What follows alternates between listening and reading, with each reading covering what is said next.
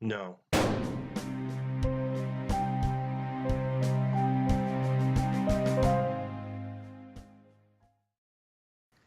Hello, everybody. Zero interest. Today, Casey looks like an anime character. Today. Every day. Forever. Hmm. Eva, please stop telling me to update. Thank you. But you don't want to update, right? So, Kaiji Ultimate Survivor, episode 14, Yeah. Dying Spirit. So, picking up from last time, people have fallen. People will now continue to fall. Hmm. Yeah, it's Kaiji's trying to encourage the guy in front of him who's freaking out. And they're all screaming, we give up, turn off the electricity." Uh, and they go back to Tonegawa, who's like, "These idiots. That's what they really are. They always give up. Don't live in the real world. You got to go forward. You're not being taken this seriously, even though you agreed, even though you know losing meant death. You're still giving up." And he's like, "Those who make it to the other side, they're the ones who will fully be awakened. There's the ones who will begin to see the world for what it really is." And then people start to fall. Yeah, and they didn't turn off the power, clearly. Yeah. Because we get to see one guy slam his face into the rail as he falls, which was fun. There's this whole. They start with the symbolism of the Reaper running around, pulling people off. Mm. And people fall until there's three left. And there are three main characters of this arc: Yeah. Sahara, Kaiji, and Ishida. Still a cool name. Sahara. Mm-hmm. Sahara starts to push on forwards. Kaiji does too, but then he looks back and he's like, "All right, Ishida, let's get going." And Ishida's shaking. Mm-hmm. Ishida just goes on to say, I don't have the willpower. I can't." Kaiji's trying to convince him, but she's like, "No, I know there are two types of people in the world. Those who succumb to fear and those who stand up to face it. Yeah, I those know who which will one. turtle up and those who will just rise to the occasion. I know That's I'm what the I got. one that's going to. Yeah, that was my translation, though. So those who succumb to it, and I'm the one who succumbs to it. So here's my money that I'm supposed to win if I get across. Yeah, Just you were in the middle of making a joke about like Darkest Dungeon or something, and then as soon as you saw that, you were just like, "Oh," and just stopped talking. It's great. uh, yeah. 'Cause he was shaking around, but then he stopped, and I was like, "Oh, resolve." I was like, Mm. "Oh, he's got that." He was on the verge of insanity. He went towards the good one, and no, he stops and he holds up the money. He's like, "I have been in a problem to my wife and kids. I've put them in great debt. If you go down this certain line to this certain casino, this pachinko place, my wife works there, and make sure she gets the money when you get across." Mm. And Kaiji's like, "No, but okay." And he takes the money, and she just like, "Don't turn around. Just keep on going. Don't turn around. It will affect me. It will affect you if you turn around and see me fall. It'll only And agitate you. yeah, you will risk falling. So go on. I believe in you, Kaiji. You can do this." Not gonna lie, I teared up. Mm. I was I had an emotionally distraught morning, and this Yeah, really didn't help. you did, didn't you? Yeah. Okay. Yeah, I Entirely was. unrelated and not serious, but you know. Yeah, I was. There's another show I was watching that made me really sad. This Mm. made me really sad too. Just a sad morning, and Yep. Not gonna get better. Promise. mm. uh, yeah. So Ishida is like, what a worthless life I've led.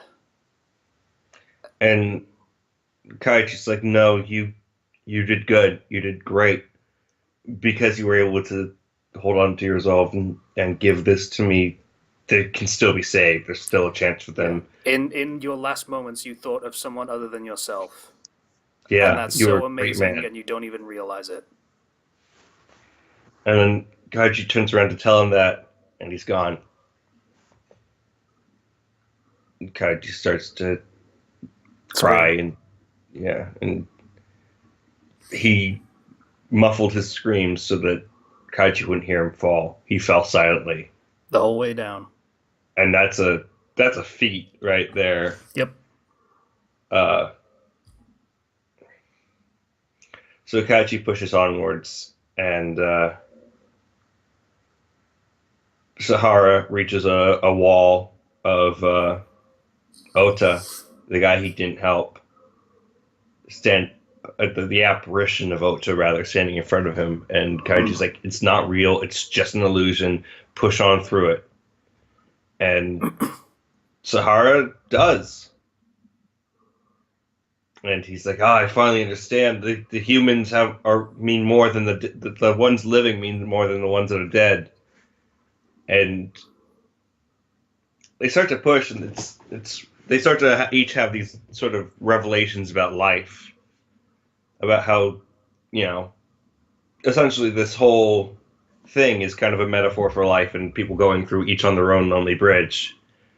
What is it? Every man's an island, or something along those lines. Yeah, and everybody can never truly understand one another, but they each yearn for it, and that sort of weak communication essentially saves them.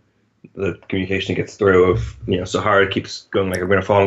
Kaiji's like, I'm here, I'm they're here. enduring a huge gust of wind that came up. Like you said previously, the wind is a big deal for this kind of stunt, and all they can do is just trade messages back and forth to each other of, are you okay? Yeah, I'm still here, I'm right behind you. And Kaiji's like, oh, I get it, humans are hope. And eventually Sahara just fills himself with willpower and runs. And he jumps, and he makes it. Yeah. By holding onto the ledge. I'm not sure that's technically touching the ground, if that's allowed. Doesn't really matter at this point. It's just basically survive until you get to the other side. Yeah. And we put all of these traps and ways to kill you on the way, and if you can survive all of them, great, good for you. So Kaiji sees him, and now Kaiji has to make the way as well. And this episode was pretty amazing. Yeah. This is probably the best episode of the entire show so far. Because it's... When Kaiji gets betrayed in the first arc, I didn't really feel much. And, when Ishida goes and does this whole speech, and we get to see more about Ishida and possibly what led him to this. I mean, his wife works at a pachinko store. A pachinko place, parlor. Yeah, that was the name. And yeah, this was a good episode. There's little I can say. The soundtrack was on point. The pacing of this episode was perfect. I never felt like it dragged, and if it did drag, it was appropriate. There was one moment, I think it was the Tonigawa speech, where it felt like it was kind of retreading the ground that it had already done with a previous Tonigawa speech. Yeah, kind of. At the beginning, it felt like that, but then it kind of veered off into different territory. Yeah, halfway through. So, I just got a message. Yeah, really good episode. I'm really trying hard to think of. I can't criticize any part of this episode more than that one part being a little bit samey, but at the end leading to something new. It was really good. Yeah. Anything else to add? I think you went down to an 8 last time. Where are we standing? I said it was like an 8.5. Oh, yeah, you did, because you're IGN now. I forgot about that. Yeah, I know. It's like I didn't know whether I was leaving it up to whether or not it would get better in this arc. It got better. Yeah, it's back to a 9. Yeah. I'm not gonna give it a 10 until I finish this season, because that's really the ultimate testament of whether or not it's worth a 10. As if I still had a really good time with it by the end of it. I'm not saying you'll be happy by the end of the season, but depends on how you define a good time. Oh, well, I love the Danganronpa series because I love to suffer, so it's fine. Okay. So that's episode 14. Yeah. Thanks for killing my soul. Yeah. I'm in London right now, by the way, ladies and gentlemen. So, Yeah. It's a London. It's a snipe from London right there. yeah. Except I'm not in. Well, the camera. We recorded this like 2 days ago. I know. I know. Oh God, the double chin I had there for a second. Jesus Christ. Well, you see, there's one good way to get rid of a double chin. Goatee. I like my facial hair. Okay, Colonel Sanders.